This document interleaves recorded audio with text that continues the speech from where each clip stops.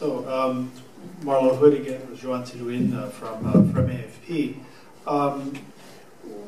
We were fascinated by the exercise that was proposed to us for today, and what I'd like to do is highlight some of the aspects of the tool that we created, which went online several months ago, and which is still very much, I hasten to say, in a beta version. We're just about to start a new round of development on this. So, basically, we asked ourselves, how can we open a window onto the activity around digital diplomacy? Now, our application is not particularly adapted for kind of fine-grained local mapping per se, because it's on a global scale. But I think some of the architecture that we adopted is certainly pertinent and could easily be applied on any kind of a geographic scale. So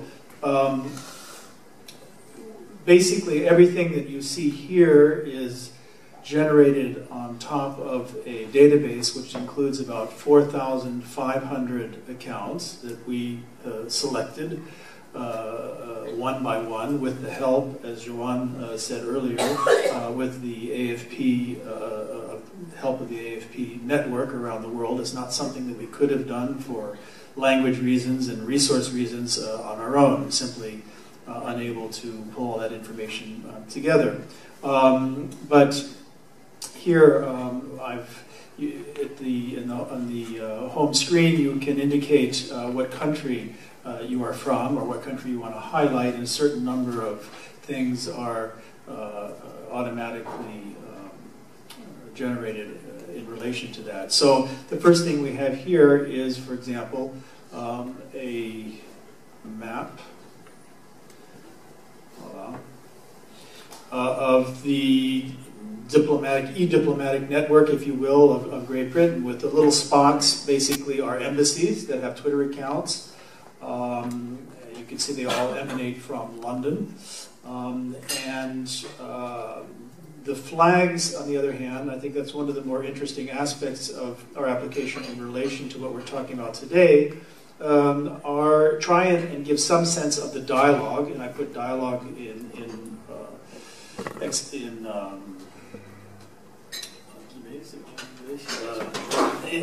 quotation marks, thank you.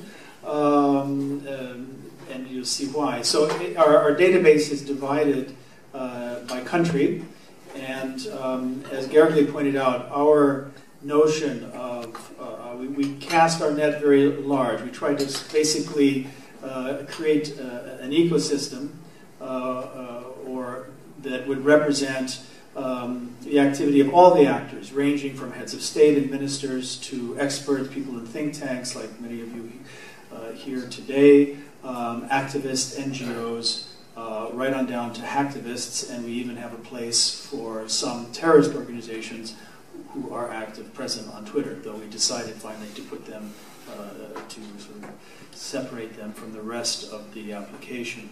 And basically, if you click on any of the flags on the map, it will show you the dialogue between the actors in our database associated with Great Britain, on the one hand, and with that other country within a relatively recent time frame.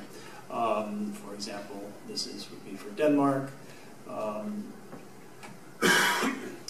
Projecting this onto a screen distorts a little bit the application, but you can see the basic functionality. So I think this could easily apply on a much narrower, I mean, you could do a mapping of London and show geographically where people are, what institutions they are in, and whether or not they send directed tweets with the @ symbol to each other, and it's a way of tracking who's talking to who and what they're saying in a visual format.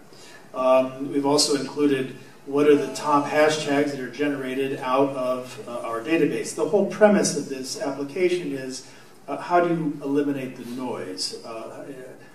How do you strain out all of the tweets out of the several hundred million tweets now that are generated per day that are not relevant to the topic that you're interested in? And that's why the whole notion of a database is built on that. I agree with Matthias. I'm rather uncomfortable with the notion of a ranking, but we've done it anyhow. It's a bit presumptuous, but having said that, we did work very, very hard in terms of the algorithms to establish some sort of meaningful classification of the activity of states as well as individual actors in terms of their e-diplomatic influence. Obvious criteria, yes, the number of followers, but also are they retweeted? If somebody sends them a directed tweet, do they answer it? A level of engagement, and a number of other criteria that are included as well. And now, if you click on any country, you will generate a feed which consists of all of the tweets in their country. We use Google Translate. We've integrated it actually into each individual tweet. And it's a powerful tool. It's never perfect, but going into English, it's really quite good. The problem, of course, is other languages, because it is always via English. So once it's been translated a second time, it tends to not be as accurate. These are all snapshots that are updated every 24 hours at least. So we wanted to try and find a way also to give some sense of change over time. I'm just going to get rid of the United States here because it's so dominant that it tends to... not working, okay. But so that we can see, there we go.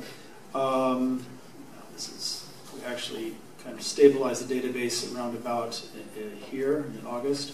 It just shows over time how that influence indicator has changed. This is one of the things that will be changing in the next version because it's not really sensitive enough. We're going to have a more fine-grained appraisal. So we have a little tool here. This will give us an idea of who's in our database from the UK, and as Gary suggested, most of them are based in London. There's things to be said for and against the idea that we have more of an inclusive rather than an exclusive principle for this, but you can see here are some of the lists of the people that are included, and some of them will not be a surprise. We've also created a kind of tweet deck arrangement where you can search for a particular hashtag. In this case, I put Syria. And then you can look to see country by country or international organization, because we also have that possibility, which I put United Nations instead. What are the most recent tweets from these different baskets, as it were, what tweets include the hashtag that you have selected, in this case, Syria. And again, the possibility to use the Google Translate tool. So I must say we come here in all humility because basically we built this tool not knowing what it would yield or what to expect. The second phase of our development really is now to use the tool to build an editorial environment around it, which is what we're in the process of doing. In other words, we haven't really done the analysis work yet. We first kind of built this gizmo, and now we're trying to figure out how we can improve it and what we can do with it. And we do have here an attempt to try and indicate who's following who. Now again, this is within the select group. We like to think of it as a select group in our database. And it gives us a clue of who is following who among the actors in this. Now, I must say, in all transparency, that in this particular function, we've run up against some of the limitations in terms of accessing the Twitter API.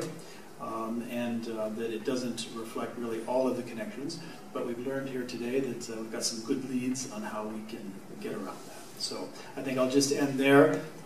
We also created as I said, a kind of separate environment to have a look at sort of long-term asymmetrical conflicts, which is really the way an international news organization can talk about a terrorist group without actually using the word terrorist.